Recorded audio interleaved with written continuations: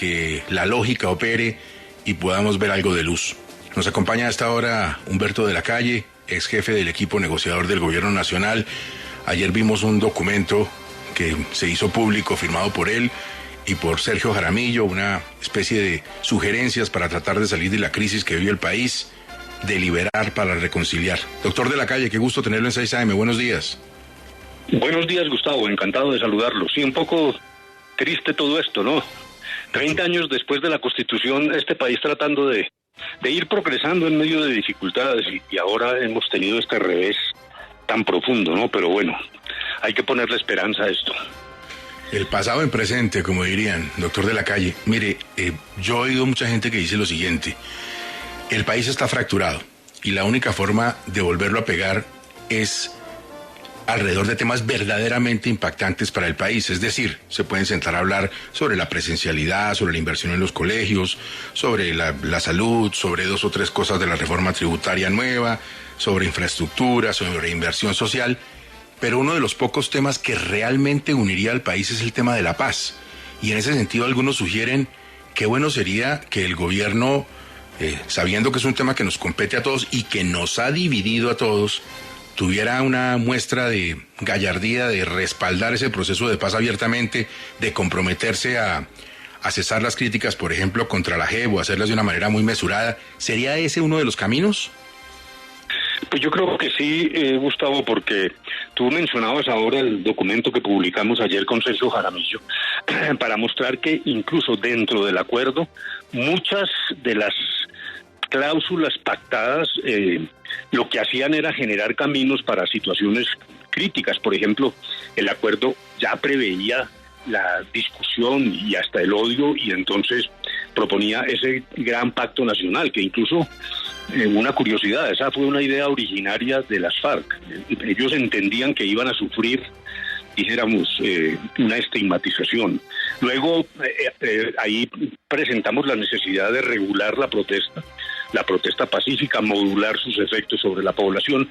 En fin, en general, para no entrar en detalle, yo sí creo que hay unos caminos muy importantes, y entre ellos el tema de la sustitución de cultivos ilícitos. Por eso ayer lo que dijimos es, hombre, por un lado está, por fortuna, la buena noticia hoy es que el presidente se va a sentar con el comité de paro, y yo creo que de ahí deben salir frutos y deben salir rápidamente. Yo a alguien le decía que hay que hacer una especie de conclave, ponerle doble llave a esa oficina en Palacio donde se van a sentar, y que no salgan sin acuerdos, así sea acuerdos iniciales y acuerdos mínimos. Pero por otro lado, en el Congreso vemos una gran potencialidad, porque es que hay un grupo de jóvenes congresistas que incluso trabajan conjuntamente en muchos temas, aún con diferencias.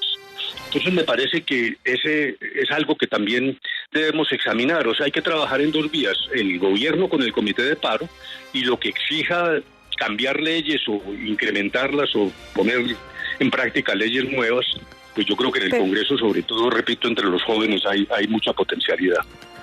Doctor Humberto de la Calle, mire, siempre cuando se habló del proceso de paz, el mismo presidente Santos en su momento, usted anticipaban que se venía una época dura, que por supuesto eso era lo que había pasado en todos los países tras un proceso de paz, y es el escalamiento de la violencia, temas de inseguridad por lo que significaba para un país. A esto se le aumentó también el tema y el efecto de la pandemia, que con ese sí no contábamos.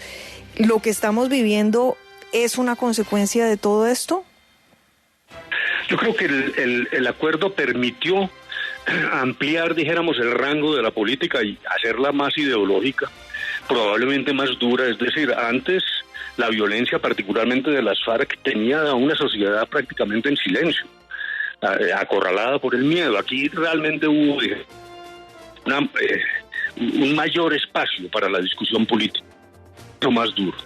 Ahí, en mi opinión, sí hubo, dijéramos, una situación, como lo señalaba Gustavo, y es que los opositores al acuerdo, opositores legítimos en democracia, eso está bien, pero acompañaron esa oposición con una alta dosis de odio.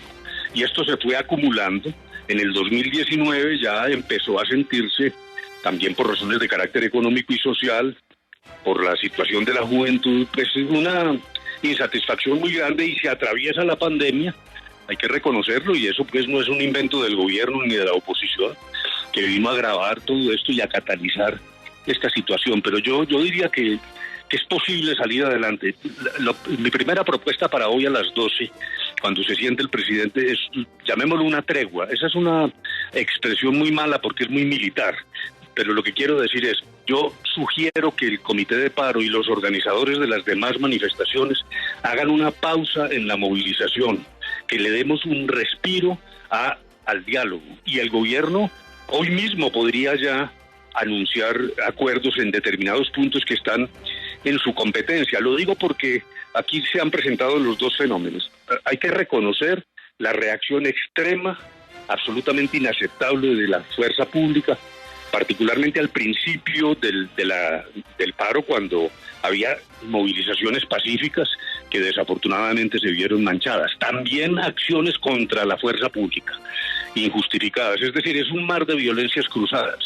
Pero lo que está ocurriendo, sobre todo a partir del bloqueo, yo creo que el bloqueo sí es el punto crítico, porque ahí ya no estamos hablando de protesta, estamos hablando de los derechos de la ciudadanía, de la población.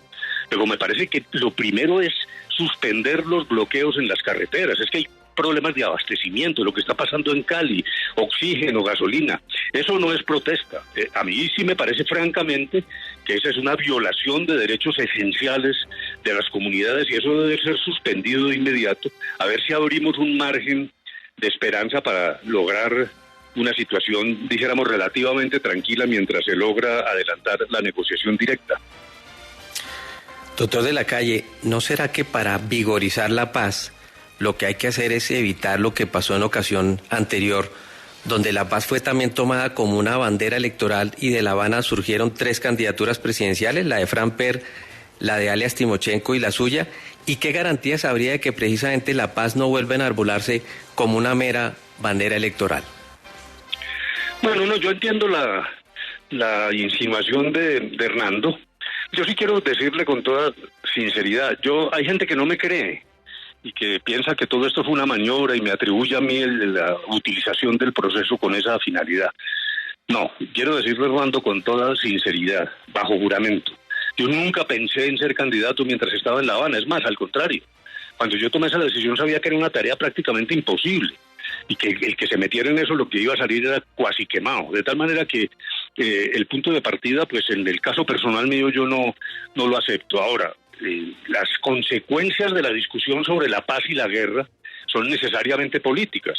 Luego me parece que esa línea entre lo político y lo politiquero, que es lo que creo que insinúa Hernando, pues es una línea neta donde está claro que quienes fuimos a La Habana lo que buscábamos era superar un conflicto, incluso a riesgo de someternos, como me ha ocurrido a mí, y perdone que usted lo planteó en términos personales y le respondo en términos personales, a una especie de linchamiento permanente. Yo llevo años soportando todo tipo de injurias, pero estoy tranquilo, yo realmente me he madurado mucho, pero no tengo odios con nadie.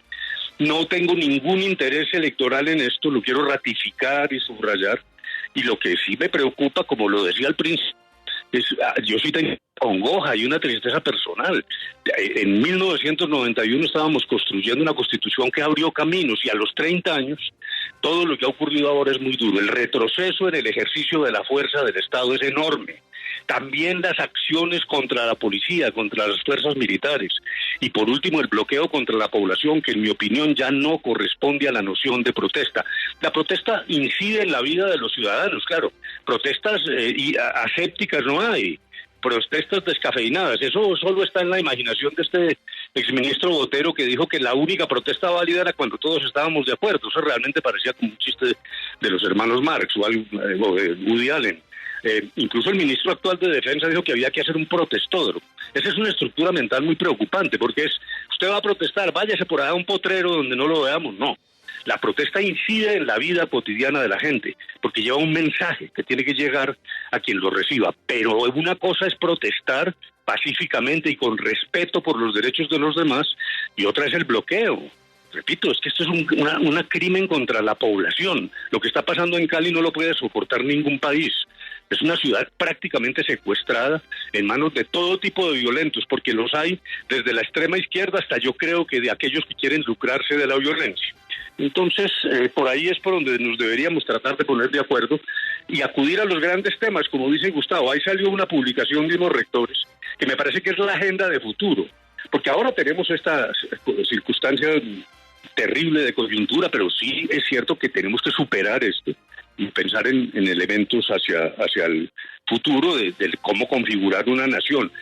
Con un acuerdo, el famoso acuerdo sobre lo fundamental, no es necesariamente un acuerdo sobre cada punto, porque la democracia es disenso, pero yo sí creo que el mejor acuerdo es el acuerdo para no estar de acuerdo, para ser capaces de disentir. Ese es realmente la esencia de la verdadera democracia. Doctor de la Calle, última inquietud. ¿Lo han llamado de Palacio?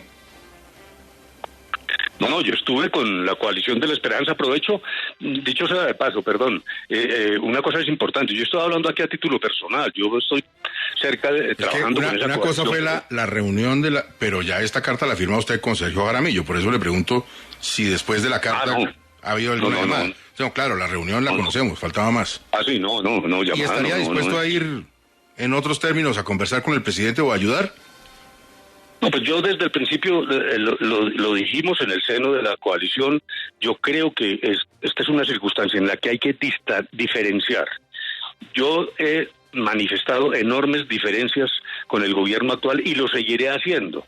Si se quiere pintar esto en una sola palabra, yo estoy en la oposición al gobierno y creo que en el 2022 este país requiere un cambio de fondo. Yo estoy con el cambio, me parece que lo que está pasando en Colombia no es aceptable, pero eso es distinto a una situación tan crítica como la que se está viviendo, en particular, repito, en Cali, donde uno tiene que estar al servicio de la institucionalidad. Este no es un problema de ir a sentarse allá en Palacio a tomar tinto, sino de mostrar también con un cierto grado de simbolismo que los colombianos, en mi caso personal, si estuve casi 5 años hablando con las FARC, ¿por qué no puedo hablar con el presidente de la República? Luego, no, me parece que en ese marco, que esté claro que estoy dispuesto, sí. Doctor de la Calle, muchísimas gracias. Buen día para usted.